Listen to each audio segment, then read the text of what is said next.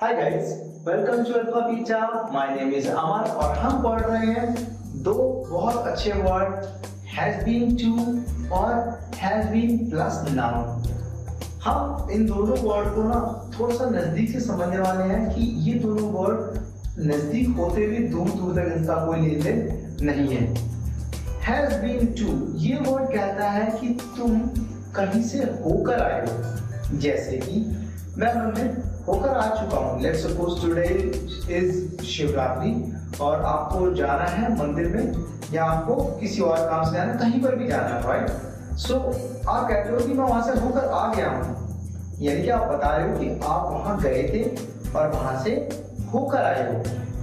पहले सेंटेंस कहता है he has been to temple, यानी कि वो मंदिर गया और फिर मंदिर से वापस आ गया है, यानी कि वहां पर जो काम था वो काम पूरा करके वो आ गया है।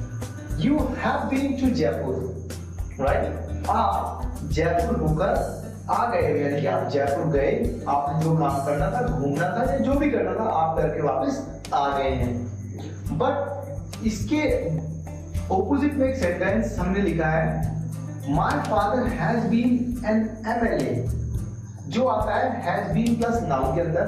हैज बीन प्लस नाउन का मतलब है कि जब हम बात करते हैं कि कोई पर्सन कुछ रह चुका हो, जैसे कि पहले सेंटेंस कहता है my father has been an MLA, यानी कि हम बताना चाहते हैं कि मेरे पिताजी एमएलए रह चुके हैं, यानी कि एक टाइम पर वो एमएलए थे, अब नहीं है।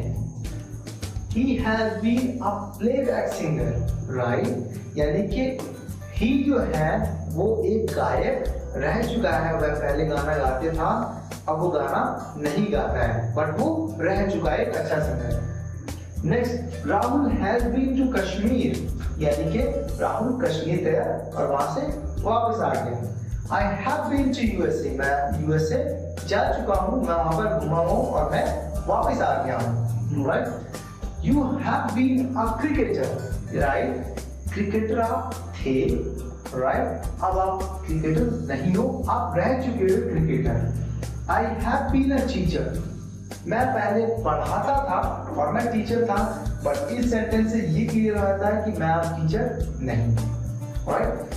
ये हैज बीन टू और हैव बीन प्लस नाउन देखने में सिमिलर है, बट थोड़े से नहीं, ज्यादा डिफरेंट है, क्योंकि इनका आपस में कोई लेन देन नहीं है, बट देखने में सुनने में ऑलमोस्ट सेम लगते हैं।